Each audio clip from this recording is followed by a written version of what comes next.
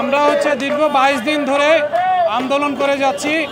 আমরা রাজু ভাস্কর্য থেকে যমুনার উদ্দেশ্যে 12 বার যাওয়ার চেষ্টা করেছি। শাহবাগে আমাদের যে প্রশাসন আটকে দেয়, বিভিন্ন সময় নির্যাতন করে।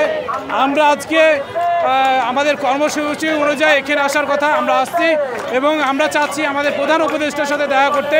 আমাদের 5 দফা দাবি নিয়ে আমরা প্রধান উপদেষ্টার সাথে দেখা না করে আমরা যাব না। আমরা তো স্বাভাবিক মানুষ নয়, আমরা যেহেতু পিছিয়ে ফেলার জনগোষ্ঠী, আমরা চাইলেও ওনাদেরকে পারবো না। কারণ ওনারা প্রশিক্ষণ নিয়েছেন এবং ওনাদের কাছে অস্ত্র আছে, ওনাদের কাছে টিয়ার সেল আছে, সব কিছু আছে। আমরা কিছু পারবো না। কিন্তু আমরা তো এমনি জানেন, যাদের চোখ না থাকে তাদের তো কিছুই থাকে না। তো আমাদের চোখ নাই, আমরা ওনাদের সাথে পারিনি। আমাদের সাথে ওনাদের দায়িত্ব জায়গা থেকে করেছেন। আমরা চেষ্টা করব আজকে আমাদের যমুনাতে যার ব্যবস্থা হবে, এবং না হলে আমরা এখানে অবস্থান করব যতক্ষণ না দাবি না পূরণ হবে। আমাদের সাথে এ পর্যন্ত কেউ কথা বলেনি, এবং আপনার মাধ্যমে বলতে চাই, আমাদের 5 জন ভাই অনশনে আছে। ওনারা কিছুই না খেয়ে আছে 5 দিন ধরে। কোনো ধরনের রাজনৈতিক ব্যক্তি, প্রশাসন, কর্মকর্তা, কর্মচারী কেউ যে আমাদের খোঁজ খবর নেয়নি।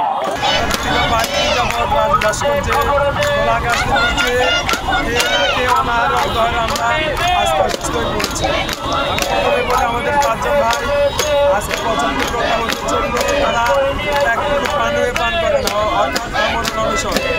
আমাদের প্রথম দাবি, বেকার, শিক্ষিত, বর্তমান গ্রাজুয়েটদের প্রধান উপদেষ্টার নির্বাহী আদেশের মাধ্যমে আমাদের প্রতিবন্ধীদের কর্মসংস্থানের নিয়োগ প্রদান করতে হবে। দ্বিতীয়ত সমাজসেবা অধিদপ্তর এবং মন্ত্রণালয় কর্তৃক 64 জেলায় দৃষ্টি প্রতিবন্ধী শিক্ষা কার্যক্রম রয়েছে, যেগুলা সাধারণ শিক্ষার্থীদের সাথে দৃষ্টি প্রতিবন্ধী ব্যক্তিরা পড়াশোনা করে। সেই জায়গাতে শিক্ষক হবে দৃষ্টি প্রতিবন্ধী, শিক্ষার্থী হবে দৃষ্টি প্রতিবন্ধী। তারা একটি বিশেষ পদ্ধতির মাধ্যমে পড়াশোনা করে, ব্রেইল পদ্ধতি, যে পদ্ধতি হাতের স্পর্শে আমরা একটি সাইন ল্যাঙ্গুয়েজের মাধ্যমে আমরা পড়াশোনা করি, যেটা so much difficult for us to continue study. আমরা আসলে অনেকে অনার্স মাস্টার্স কমপ্লিট করেছি বিভিন্ন পাবলিক ইউনিভার্সিটি থেকে।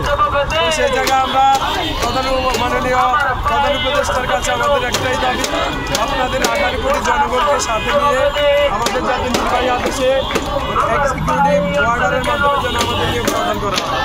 দ্বিতীয়ত সমাজসেবার যে পদগুলো রয়েছে, বিভাগীয় শহরে 5টি PSC সেন্টার এবং 64টা জেলায় দৃষ্টি প্রতিবন্ধী যে বিদ্যালয়, সেগুলোতে আমাদের দৃষ্টি প্রতিবন্ধীদেরকে নিয়োগ প্রদান করতে হবে। এছাড়া পূর্বে আমাদের দৃষ্টি প্রতিবন্ধীদের সকল প্রতিবন্ধীদের বয়সসীমা ছিল 32, কিন্তু সাধারণের বয়সসীমা 32 করা হয়েছে। আমরা সেই 32-এ রয়ে গেছি। তাই আমরা চাচ্ছি 32-এর পরিবর্তে আমাদের বয়সসীমা 35 করা হোক। কারণ অনেক প্রতিবন্ধী পড়াশোনার সুযোগ পায় দেরিতে, যেমন আমার বয়স শেষ। আমরা বলবো আমাদের 3 নম্বর দাবি যে প্রতি 2 বছর অন্তর ওটা, যেটা একটা বিতর্কিত বিষয়। আপনারা জানেন জুলাই আন্দোলনের পরে 24-এ যে কোটা বিরোধী সংস্কার আন্দোলন হয়েছিল, সেটি কোটাকে বাদ দেওয়ার জন্য না, কোটা সংশোধনের জন্য। অথচ আমাদের জন্য 1/2% কোটা রাখা হয়েছে, যেটা তৃতীয় লিঙ্গ অর্থাৎ থার্ড জেন্ডারের উপজাতি এবং প্রতিবন্ধী। তাই আমরা ক্যালকুলেশন দেখলাম কোনো প্রতিবন্ধী আজীবন চেষ্টা করলেও চাকরি পাবেন। তো সেই জায়গায় আমরা চাই প্রতি 2 বছর অন্তর প্রতিবন্ধীদের জন্য বিশেষ সার্কুলার প্রকাশ করে প্রতিবন্ধীদেরকে নিয়োগ করতে হবে। আপনি কোন বিশ্ববিদ্যালয় থেকে পড়াশোনা করেছেন? পড়াশোনা করেছি জাহাঙ্গীরনগর বিশ্ববিদ্যালয়, 2012 সেশন, আন্তর্জাতিক সম্পর্ক বিভাগ, ইন্টারন্যাশনাল রিলেশনস। অর্থাৎ সেখানে আমি একমাত্র দৃষ্টি প্রতিবন্ধী। আর আমার সব ফ্রেন্ডদের আজকে জাজ হয়ে গেছে, আজকে ব্যারিস্টার হয়েছে, আজকে পুলিশ প্রশাসনে আছে, আজকে ভলেন্টিয়ার সার্ভিসে আছে। আমি প্রতিবন্ধী ব্যক্তি শুধু আজকে সরকারি BCS, ব্যাংক, শিক্ষক নিবন্ধন, প্রাথমিক বিদ্যালয়ে 4 বার পরীক্ষা দিয়েও 2 বার কৃতকার্য হওয়ার পরেও আমার কোটি টাকা আমি চাকরির অধিকার থেকে বঞ্চিত হয়েছি। সেই জায়গায় 2020 সালে সার্কুলারে আমি প্রতিবন্ধী হিসাবে আমার লক্ষ্মীপুর জেলা থেকে ভাইবা দিয়েও আমি চাকরি পাই নাই। অর্থাৎ তৎকালীন জেলা প্রাথমিক শিক্ষা অফিসার 10 লক্ষ টাকা আমার কাছ থেকে ঘুষ চেয়েছে। তো দেখেন, প্রতিবন্ধী মানুষের কাছে যদি ঘুষ চায় তাহলে এই দেশটা কাদের হাতে, কারা তাহলে শিক্ষা কার্যক্রম পরিচালনা করে?